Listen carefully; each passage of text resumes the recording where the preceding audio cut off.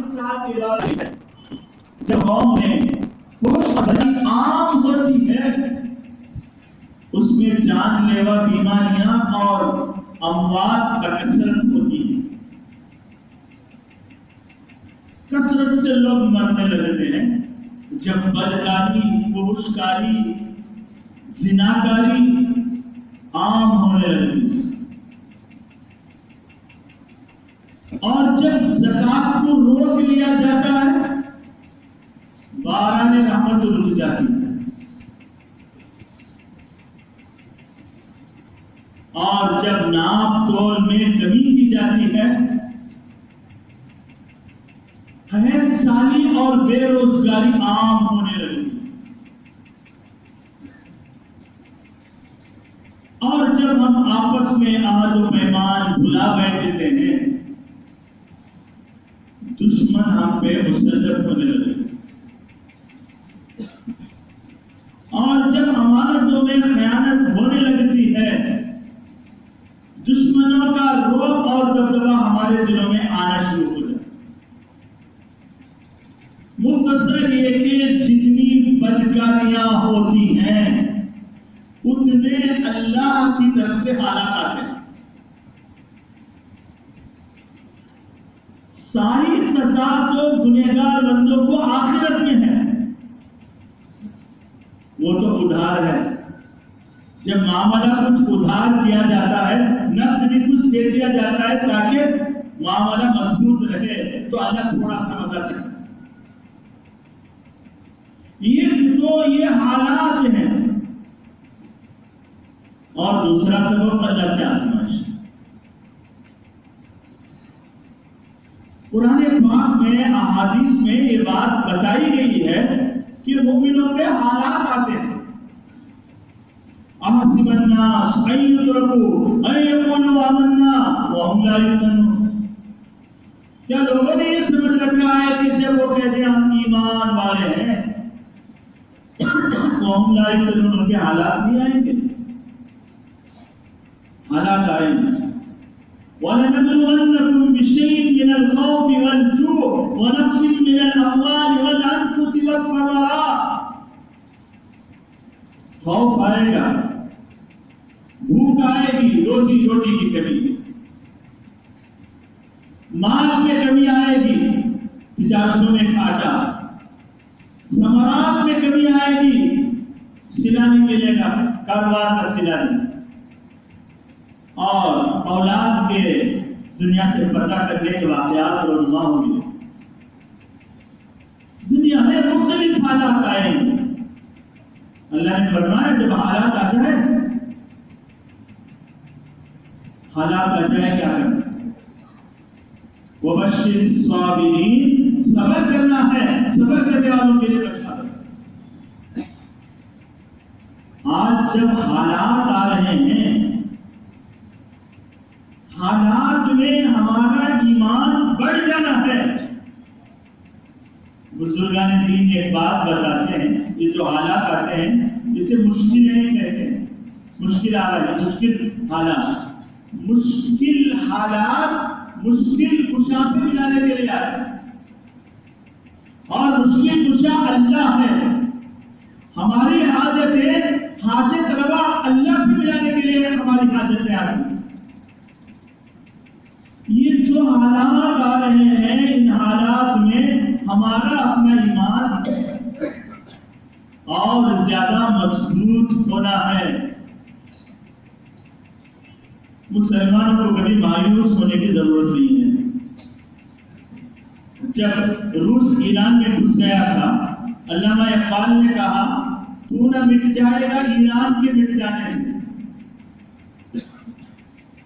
ملک ہاتھ سے نکل گیا تو علامہ اقبال نے جھنجھوڑا اور کہا کہ تو نہیں مٹنے والا ہے، تو جس دن مٹے گا یہ کائنات مٹ جائے. جب تک مومن باقی ہے یہ کائنات باقی ہے. کوئی مٹا نہیں پائے گا. یاد رکھیں یہ ڈر، یہ خوف، یہ حالات، یہ پریشان کن جو تصورات لائے جا رہے ہیں اس سے مسلمانوں کو گھبرانے کی کوئی ضرورت نہیں. میں جانتا ہوں یہ سب تیر ہے زہریلے، لیکن ہمارے پاس ایمان کی ڈھال ہے جس سے وہ سارے تیر میں اثر ہو۔ ہمیں کچھ گھبرانے کی ضرورت ہے۔ حالات میں بار بار بعض الفاظ کی تکرار کر رہا ہوں تاکہ ہم اچھی طرح سمجھ جائیں۔ حالات میں ہمیں گھبرانے کی ضرورت نہیں ہے اور نہ ہمیں اپنا ایمان متسلسل کر لینے کی ضرورت ہے۔ ابھی حالات آ رہے ہیں، بعض لوگ خوف میں مبتلا ہیں، کیا ہوگا، اللہ کہاں ہے، مومنوں کی اللہ کیوں نہیں مدد کر رہا ہے؟ یہ دنیا ہے۔ یہاں آقا صلی اللہ علیہ وسلم میں بھی حالات آئے ہیں۔ کعبے میں آپ صلی اللہ علیہ وسلم سجدہ کر رہے تھے، نجاست لا کے ڈال دی گئی آپ کے سجدے میں۔ حضرت فاطمہ رضی اللہ تعالیٰ عنہ دوڑتی ہوئی آئی اور انہوں نے اس نجس اوجھڑی کو نکال کے پھینکا اور نبی کا چہرہ دھلایا۔ یہ حالات صحابہ مکے میں نبی کی حفاظت کے لیے نگرانی کرتے تھے، مدینے میں آقا صلی اللہ علیہ وسلم کے لیے نگرانی کی جاتی تھی۔ ایسا خوف آتا تھا، صحابہ ہتھیار بن کے سوتے تھے۔ مکے میں بھی صحابہ کے جو حالات ہیں، ایک روایت آپ سماعت فرمائیں، آقا صلی اللہ علیہ وسلم فی ظل الکعبہ متوسد بردۃ له، کعبے کے سائے میں چادر اوڑھے آقا صلی اللہ علیہ وسلم ٹیک لگائے بیٹھے۔ حضرت خباب رضی اللہ تعالیٰ عنہ سرکار دو عالم صلی اللہ علیہ وسلم کے پاس آئے، اپنے ساتھ حضرت بلال کو لے کے آئے، عمار کو لے کے آئے، سہیل کو لے کے آئے رضی اللہ تعالیٰ عنہ۔ یہ وہ صحابہ ہیں اہل مکہ جن کو بے تحاشا پیٹا کرتے، تیز گرمی مکے کی، لوہے کی سلا پہنا کے تیز دھوپ میں کھڑا کرتے تھے،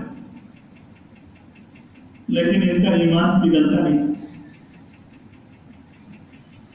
تیز سنگریزوں پہ ان کے جسم کو گھسیٹا جاتا تھا، سینے پہ چٹان رکھ دی جاتی تھی اور کہا جاتا تھا لا تزال ہکذا حتی تموت، مرنے تک تیرے ساتھ یہی سلوک کریں گے۔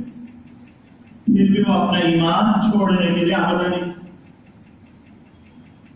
حالات میں ہمارا اپنا ایمان اللہ سے جو ہمارا تعلق ہے وہ مضبوط ہونا ہے۔ ایمان والوں کو ستایا گیا دنیا میں، یہ ایک تاریخ ہے جو قرآن میں بھی بیان کی گئی ہے۔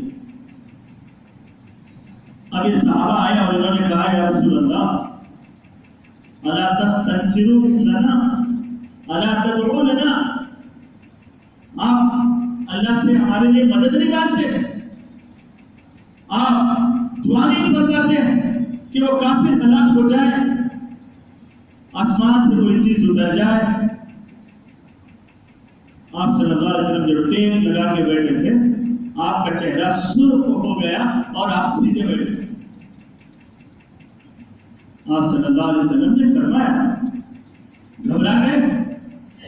فی من کان قبلکم، اگلی امتوں کا ایک آپ صلی اللہ علیہ وسلم نے منظر بتایا، یؤخذ الرجل، مومن بندے کو پکڑ لیا جاتا، فیحفر له فی الارض، زمین میں گڑھا کھودا جاتا، فیجعل فیہا، پھر اس کے اندر اسے کھڑا کر دیا جاتا، یؤتی بالمنشار، آرا لایا جاتا، فیؤخذ علی رأسی، اس کے سر پہ رکھا جاتا، فیجعل نصفین، اور اس کے دو ٹکڑے کر دیے۔ اور آپ صلی اللہ علیہ وسلم نے فرمایا وَيُمْشَطُ بِأَمْشَاطِ الْحَدِيدِ مَعْقُونَ لَحْمِهِ وَعَظْمِهِ، لوہے کی کنگیاں لائی جاتی اور ان کے جسم کے اندر اسے بےبس کر دیا جاتا اور کنگیوں کو کھینچا جاتا، ہڈیاں نظر آتی، گوشت باہر نکل جاتا۔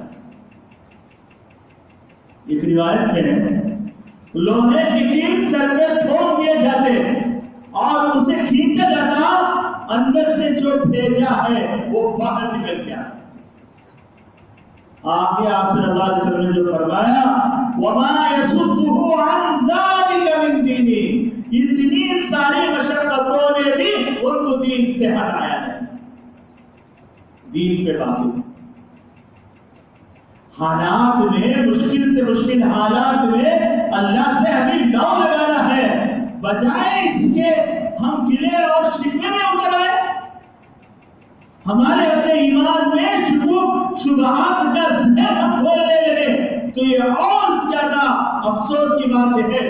حالات سے بدتر ہماری حالات.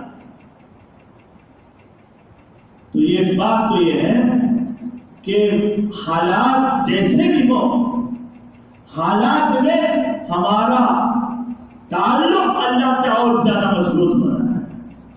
ان حالات میں ہمارا اپنا ایمان متسلسل نہیں ہونا ہے،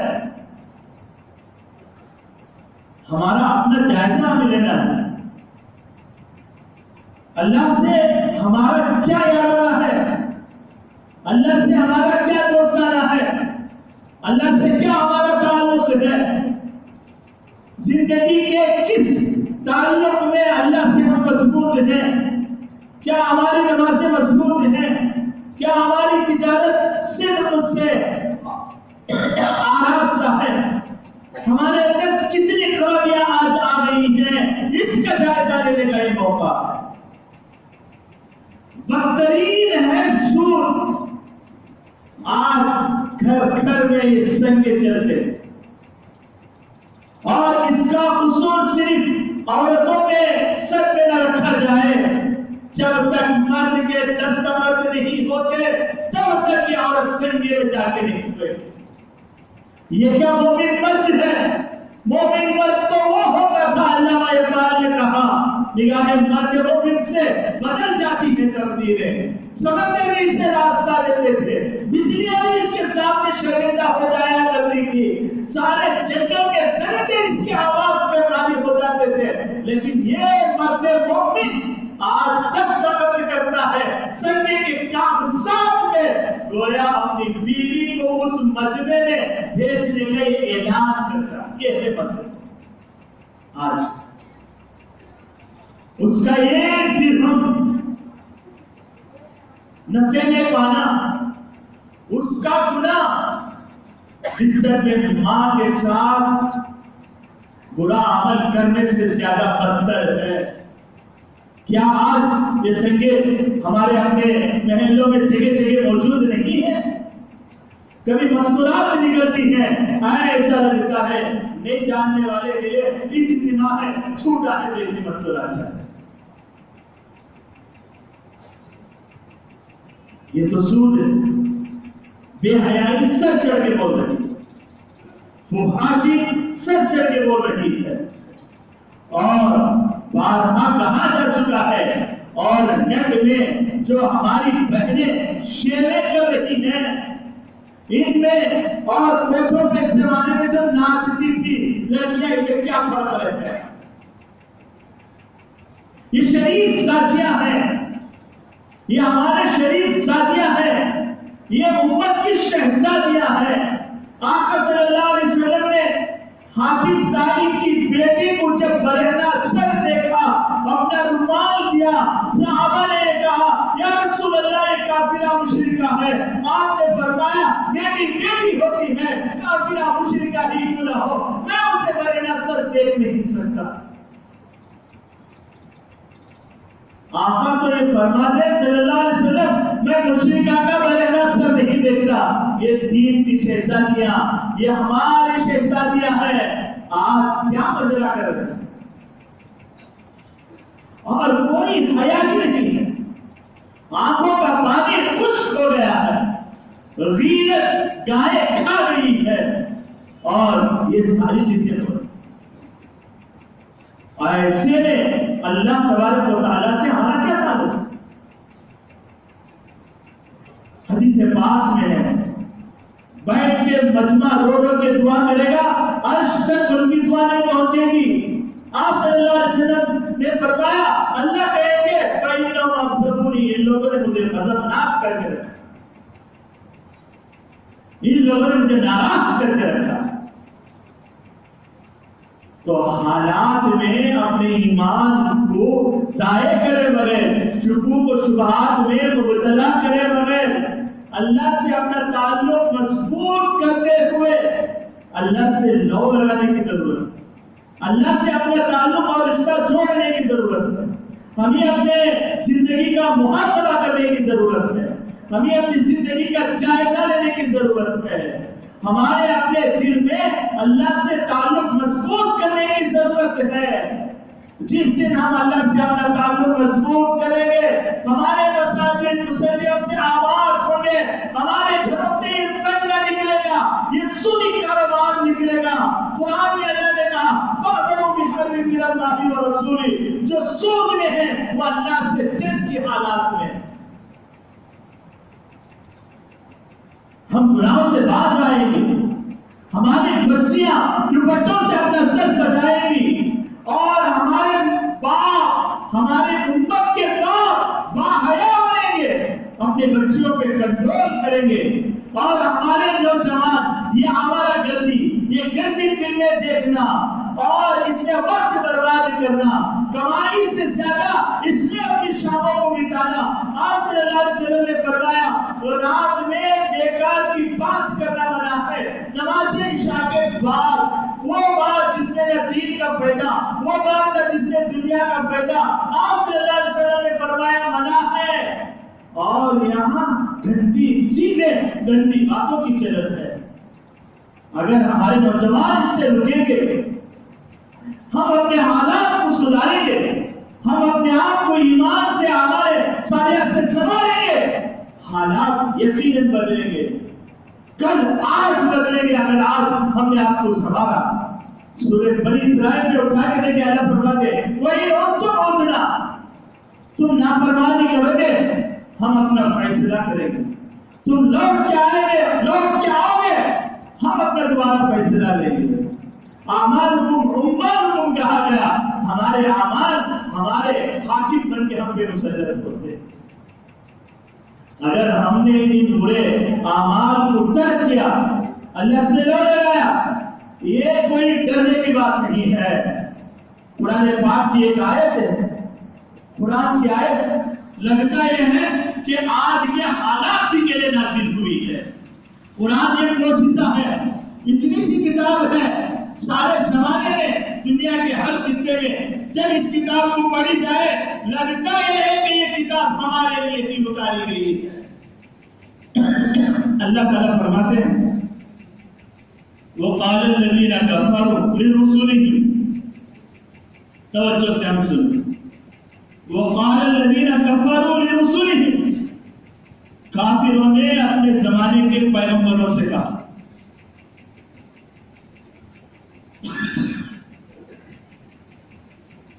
لَنُخْرِجَنَّكُم مِّنْ أَرْضِنَا أَوْ لَتَعُودُنَّ فِي مِلَّتِنَا۔ سورہ ابراہیم میں آیت ہے، کافروں نے اپنے زمانے کے پیغمبروں سے کہا، آج یہ ہم سے کیا کہتے ہیں، اسے ذہن میں رکھ کر ہمیں سمجھیں۔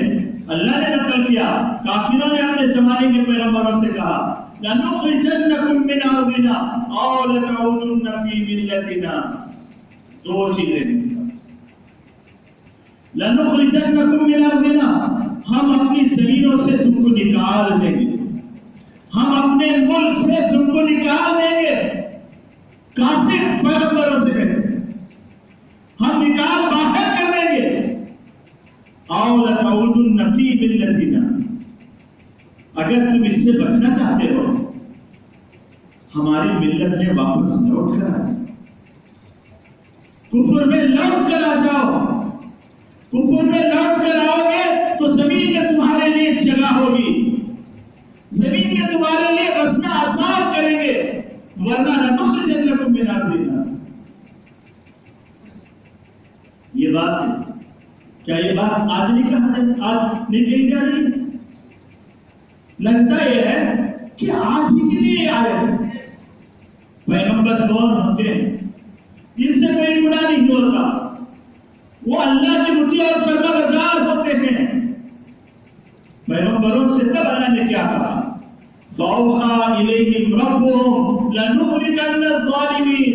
ये काफिर कहते रहे निकालेंगे मुल्क से, रब ने उनसे ये कहा मैं इन जालिमों को हलाक कर दूंगा, लनुहलिकन्न ज़ालिमीन, मैं जालिमों को हलाक कर दूंगा। मुफस्सिरीन फरमाते हैं अल्लाह ने ये नहीं कहा मैं काफिरों को हलाक करूंगा, काफिर तो बहुत होते हैं, अल्लाह सबको हलाक नहीं करेंगे, लेकिन जो जालिम हैं, जो मुसलमानों पे जुल्म करते हैं, जो पैगंबरों पे जुल्म करते हैं, अल्लाह ने फरमाया लनुहलिकन्न ज़ालिमीन, मैं उनको हलाक करूंगा। पैगंबरों के जो सिफात हैं अगर हम उनको इख्तियार करें, पैगंबरों के ताजदार है मेरे और आपके आका, उन्होंने जो दीन दिया, उन्होंने जो शरीयत दी, उन्होंने जो पैगाम दिया, अगर हम उसमें पूरी तरह अमल पैरा रहेंगे, आज ही से हम तौबा करके 5 वक्त नमाज की पाबंदी करेंगे, ये जुमा के नमाजी, ये ईदें के नमाजी, ये तौबा करें कि अब हमें 5 वक्त नमाजी बनना है, हम सबको तौबा करना है, सूद को अपने घरों से बाहर निकालना है, हम सबको तौबा करना है, बेहयाई, बदकारी, फौशकारी के अमल से दूर रखना है, हम सबको तौबा करना है, इफ़्फ़त, इस्मत, पाकीज़ी और नबी के अखलाक को अपनी जिंदगी में लाएंगे, ऐसे पाकीज़ा हालात के पैदा करने का हम अहद करें जो नबी का पैगाम है। तो पैगंबरों से उनके अपने जमाने में अल्लाह ने जो कहा हम यकीन करें, हमारे दिल में वो रब की आवाज आती है, अगर मैं तौबा कर लूं, अगर मैं लौट के आऊं, अगर मैं दीन में वापस पलट के आऊं, आका सल्लल्लाहु अलैहि वसल्लम ने जो तरीका बताया मैं उस पे आ जाऊं, तो मेरे लिए भी वो आवाज है फ़ौहा इलैहिम रब्बुहुम लनुहलिकन्न ज़ालिमीन। घबराने की बात नहीं, ये जालिम जो तुम्हें डराते हैं मैं उन्हें हलाक और बर्बाद कर दूंगा। फिर अल्लाह फरमाते हैं मैं उन्हें हलाक करूंगा और उनके बाद मैं तुम्हें वहां आबाद करूंगा, तुमको कोई निकाल नहीं पाएगा, तुमको कोई हटा नहीं पाएगा, तुमको कोई मिटा नहीं पाएगा। ये कातिल नहीं कि काट के फेंक दिए जाएंगे, ये वो अल्लाह के बंदे हैं जिनके सीनों में ईमान है और ये ईमान मध्यम पड़ गया है। हमारे अपने जिंदगी के हालात, हमारे अपने जिंदगी के तौर तरीके और हमारे अपने जिंदगी के रसूल और रिवाज इस्लामी पटरी से टोटल हट गए हैं। जन बंदे हैं जो इस्लामी तौर तरीकों पर हैं, हमारे शादी ब्याह के रसूम और हमारी जिंदगी के रसूम, हमारे घर के सारे माहौल सब हट गए हैं। इसलिए ये सारी चीजें हमें आंखें दिखाने लगी हैं। अब हम वापस पलटे, हम लौटे रब के दरबार की तरफ, रब के दरबार की तरफ हम लौटे तो ये अपना को रुक सकते, ये अल्लाह के ज़ाबते होते, ये अल्लाह का कानून होता है। जब गुनाह आम होता है अल्लाह ताला थोड़ा सा झटका देते हैं, बेदार करना चाहते हैं, जगाना चाहते हैं, अल्लाह संभालना चाहते हैं, अल्लाह होश में लाना चाहते हैं। अगर हम होश में आ गए, अगर हम संभल गए तो हमारे लिए आफियत है, हमारे लिए अल्लाह की तरफ से रहमत नाज़िल होगी, हमारा अल्लाह हामी और मददगार बनेगा। लेकिन अगर हमने हक खो दिया, हम उन्हीं गुनाहों में, उन्हीं मासियतों में, उन्हीं नाफरमानियों में हम अगर लगे रहे तो फिर तो हमारा अल्लाह के सिवा कौन हमारा हामी और नासिर और मददगार हो सकता है। तो दो बातें, इन हालात में अपने ईमान को मुतसलसल नहीं करना है, अपने ईमान को कमजोर नहीं होने देना है, अल्लाह से लौ लगाना है, नमाजों की पाबंदी, कलिमा, जिक्र, अज़कार, हमारा गुनाहों से रिश्ता खत्म करके अल्लाह से रिश्ता जोड़ना है। ये तो ये है। और दूसरी बात, कोई घबराने की बात नहीं, ईमान है हमारा, अल्लाह से हमारा ताल्लुक मजबूत हो जाए, वो मर्द मुमिन है। कायनात जिसके लिए बनाई गई और कायनात के सब में इसका हुक्म चलेगा, अगर ये अल्लाह के हुक्म पर बाकी रहेगा तो इस एतबार से हमें डरना नहीं है, बल्कि अपने आप को सुधारना, संभालना और संभालना है। और हालात में बड़े हमारे जो बताएं उस तरीके पर हमें अमल करना है। अल्लाह से दुआ है अल्लाह तबारक व तआला हमें माफ फरमाए और अल्लाह तबारक व तआला سارے گناہوں سے ہماری حفاظت فرمائے، اور جو اغیار کے طریقے ہماری زندگیوں میں گھرانوں میں داخل ہو گئے ہیں، اللہ ہمیں ایسی ہدایت دے کہ ہم ان سے پاک صاف ہو جائیں اور سنتوں کے مطابق ہماری زندگی ہو جائے۔ وآخر دعوانا